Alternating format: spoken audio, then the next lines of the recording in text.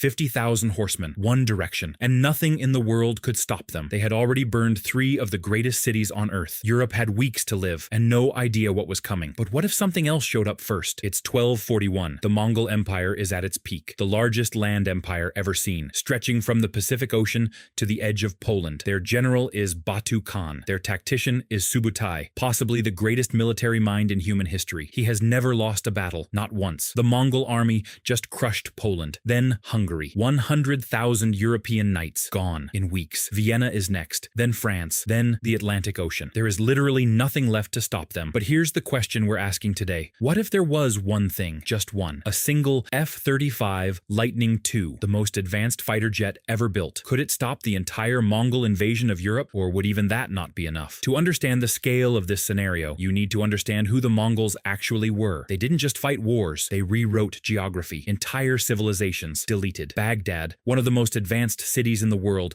had over 1 million people. The Mongols killed 800,000 of them in 1 week. The Tigris River ran black with ink from burned books, then red with blood. The Mongol cavalry weren't just soldiers, they were a machine. Every rider could shoot arrows from horseback at full gallop, hitting a moving target at 200 meters. They could ride 80 miles in a single day. They communicated through a relay system faster than any message service in Europe. And Subutai, their commander, operated 1,200 miles of battlefield at once. He would split his army, send one column to confuse, one to flank, one to cut off retreat. He did this before radios, before satellites, before maps most Europeans could even read. At the Battle of Mohl in Hungary, 100,000 knights thought they had the Mongols surrounded. Subutai let them think that. Then he opened a gap in the encirclement, let the knights flee, and killed them in the open as they ran. He turned retreat into a massacre. But here's the thing nobody talks about. The Mongols had one limitation, one thing they had never faced, something they couldn't outride, outthink, or outshoot, and it was about to appear in the sky above them for the first time in all of human history. The F-35 Lightning II. Let's talk about what this thing actually is. Top speed, 1,200 miles per hour. That is 20 miles per minute. The fastest Mongol horse at full sprint, 40 miles per hour. The F-35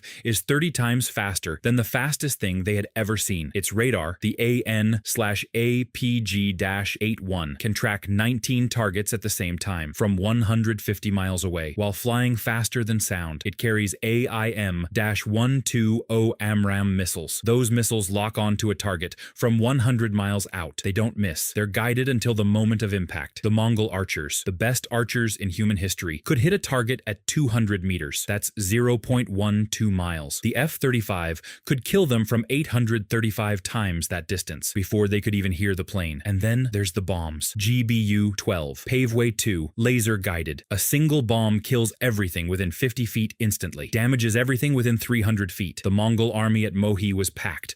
100,000 men in roughly 3 square miles. One bomb run through the center of that formation. One pass. The math becomes uncomfortable very quickly, and the F-35 is invisible to radar. The Mongols had no radar. They had eyes, and by the time they saw this thing, it was already gone. The bomb was already falling. It's the morning of April 11th, 1241, the day after Mohl. The Mongols are regrouping on the Hungarian plain. Horses everywhere, tents, fires, 50,000 riders preparing to march west. Subutai is on a hill, looking at maps, scratched leather maps, planning the route to Vienna. He has done this 100 times. He already knows the road. He already knows the terrain. He already knows, in his mind, exactly how this ends. Then, one of his scouts hears something. Not hooves, not drums, something else. A sound that has never existed in this century. A sound no human being alive has ever heard. A high scream, growing like the sky itself, is being torn apart. The horses panic first. Thousands of them, trained war horses that have charged at castle walls, bolt in every direction. Riders fall. Formations collapse instantly. One sound,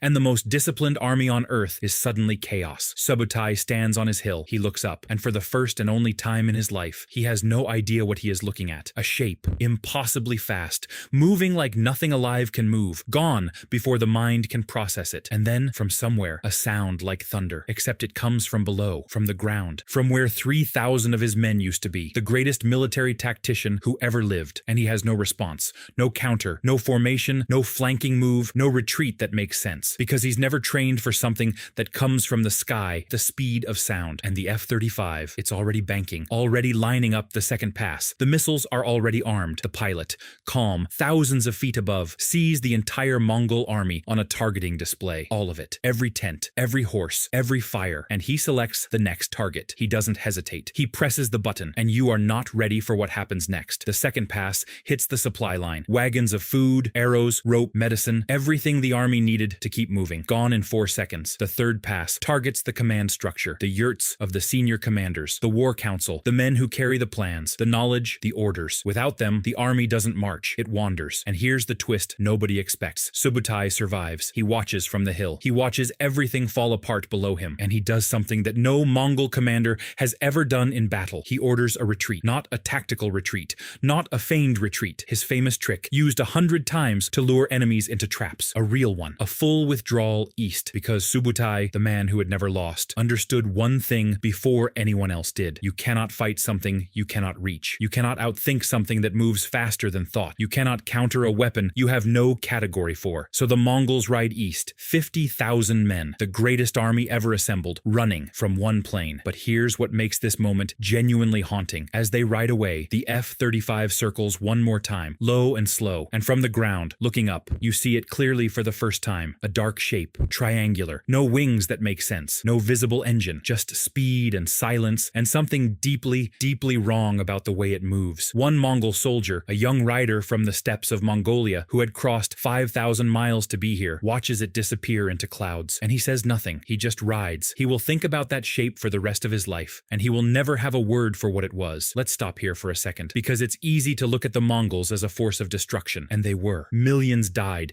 because of their campaigns. Cities that took centuries to build, erased in days. But the men in that army, they were also people. They were fathers, sons, riders who grew up on the open steppe with nothing but sky and grass and horses. Boys who had been taught from age 3 how to ride and shoot, who had crossed deserts and mountains that should have been impossible to cross. At Mohi, survivors described the Mongol soldiers singing before battle, quiet songs from home, songs from a world 5,000 miles away that most of them would never see again. They were not machines. They were human, extraordinarily, terrifyingly capable humans, but human. And in this moment, watching that retreating column ride east in the dust, it's hard not to feel something strange. Not victory, not satisfaction, something closer to awe, and something closer to grief. Because the men in that column gave everything they had. They crossed the world. They achieved the impossible. They came further and fought harder than any army before them, and they lost. Not to a better general, not to a smarter strategy, not to courage or sacrifice or cleverness. They lost because time itself showed up on the wrong side. Subutai spent the rest of his life, still brilliant, still legendary, but always, somewhere in that mind of his, turning over what he saw that day, what it was, why it came, whether it could come back. The question would never leave him, and honestly, it's hard to blame him. So, could one F-35